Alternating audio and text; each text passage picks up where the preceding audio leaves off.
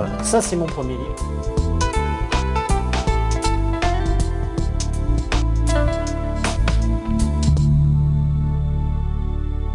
Avant Lucky Luke, il y a donc CRS Détresse, qu'on connaît moins au Québec. Peut-être aussi parce que le CRS, qu'est-ce que c'est? Oui, là? alors les CRS, oui, c'est quelque chose de très... ce sont les compagnies républicaines de sécurité. En fait, ce sont les policiers qui sont réalisés... Enfin, Actifs lors de manifestations. voilà, c'est des anti-émeutes. Voilà. Grosso modo, chez vous, on appelle ça des anti-émeutes. Donc, ce sont ceux de mai 68. Quand vous regardez mai 68, les documents, vous voyez des gars avec des boucliers puis avec des matraques. C'est ça. Donc en fait, moi, ce qui était drôle, c'est que c'est un peu le sport national en France, c'est la grève et la manifestation. Bien que ça baisse un peu maintenant. Mais ça a quand même été un sacré sport national. Et CRS, c'était un sujet qui était intéressant au niveau humoristique, parce que d'abord, je pouvais faire des gags en une page, et deuxièmement, c'est la seule profession avec chasseur de baleines où on ne peut pas ramener de travail à la maison. Donc tout se passait à son boulot. Et ça, c'était drôle à faire. Et donc, j'ai commencé à raconter les aventures de Jeanne Lacrymo. Voilà. Et puis donc, Lucky Luke qui est arrivé. Alors ça, c'est le rêve de gamin. Mais qui est arrivé de quelle façon? Alors ça a été très, très amusant. C'était un concours de circonstances. C'est toujours un concours de circonstances. Mon premier contact réel avec Lucky Luke, hormis le côté petit lecteur, c'était un jour, on me demande de faire une petite histoire dans un album hommage. On appelle ça les collectifs chez nous. Hommage à Maurice. Un hommage à Maurice. Et je fais une petite histoire avec le frère de Billy the Kid. Donc, Billy the Kid, le nom de famille, c'était Bonnet. Donc, moi, j'avais fait un très bon jeu de mots. Son frère s'appelait Dan, Bonnet Dan. Ça me faisait beaucoup rire. Bon. Et donc, j'avais fait cette histoire du frère de Billy the Kid qui voulait régler son compte à Lucky Luke. Et Maurice avait vu l'histoire et il l'avait apprécié. Et un jour, à Middelkerk, en Belgique, son épouse, très gentiment, était venue me voir. Elle m'a dit, si vous achetez, Maurice a beaucoup aimé votre petite histoire. C'était vraiment très drôle.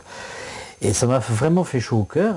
Et très bizarrement, Rantanplan devait être remis en forme parce qu'il existait déjà une série Rantanplan, mais il voulait faire une série en strip. Ce que vous connaissez plus facilement, vous, en Amérique du Nord, c'est-à-dire des strips. Et donc, ça, c'est un système de BD que je connais bien, que j'aime bien faire. C'est-à-dire arrive à réaliser en 4 images un petit gag. Et donc, j'avais commencé à travailler dessus, et Maurice avait donc donné son accord, et donc je devais reprendre Rantanplan de cette façon. Entre-temps, malheureusement, Maurice décède, donc moi j'avais commencé à travailler sur cette nouvelle série, et évidemment, tout s'est arrêté, bon, un petit coup moral, bon, le décès de Maurice, malheureusement, et mon panthéon commençait à se restreindre, parce que Franck a été parti, Maurice partait, et il ne reste plus que Derzo. J'espère qu'il va rester encore longtemps, parce que c'est vrai que voilà, les grands maîtres partaient. Et puis un an plus tard environ, on m'appelle et on me dit vous voulez t'annoncer que Maurice voulait que Lucky Luke lui survive. Et on aurait aimé que tu fasses un essai. Voilà. J'ai fait mon essai, puis le temps passe.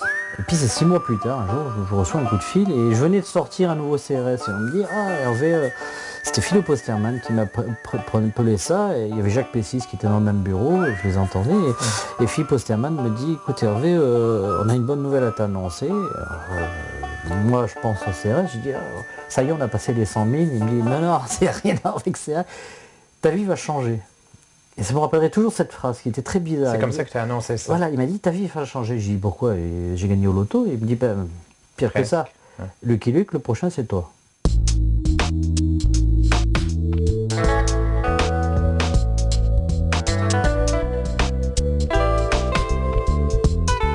Voilà. Laurent Gérard, il faut le dire, a joué un rôle important là-dedans. C'est le scénariste. Alors, Laurent Gérard est arrivé parce que j'ai fait un premier petit album qui s'appelait Le Cuisinier Français, qui était un scénario de Guy Vidal, qui devait être fait par Maurice, et Maurice n'avait pas eu le temps. Donc j'ai commencé par ça, j'ai fait mes premières là-dessus. Et entre-temps, Laurent Gérard était choisi pour faire le scénario. Que tu connaissais déjà? Alors, je le connaissais comme tout le monde. Comme tout le monde, puisque je l'avais vu à la télé. Parce qu'ici en France, c'est un humoriste extrêmement connu. Voilà, c'est un imitateur qui est très très réputé. Vous le connaissiez déjà un petit peu, parce que je crois qu'il avait quelques rapports affectifs avec le Québec, on dira. Ah oui. Et... c'est vrai qu'on l'a vu quelques fois dans le séjour, l'éco-vedette avec mais on l'a connu de là. D'ailleurs, il revient, je crois, bientôt pour le festival Juste pour rire. C'est vraiment un très grand acteur qui est très professionnel. Et c'est vrai que, voilà, et donc le premier album, très naturellement, comme il allait très souvent au Québec, ça lui a donné l'idée de faire un album autour de la belle province.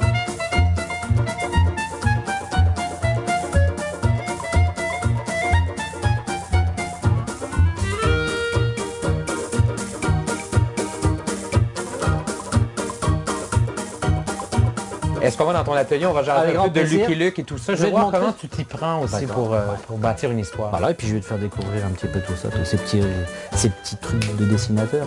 On y va? Allons-y.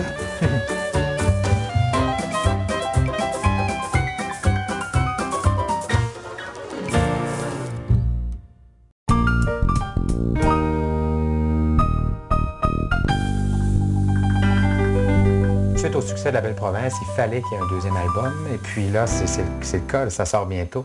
Oui, ça va sortir même chez vous. Oui, j'espère. La corde au cou. La corde au cou, oui. C'est assez dramatique. Hein. Ça, c'est la nouveauté. Alors, la nouveauté, la corde au cou, en fait, tu vois, ça, c'est les essais de couverture, des images, tu vois, assez violentes.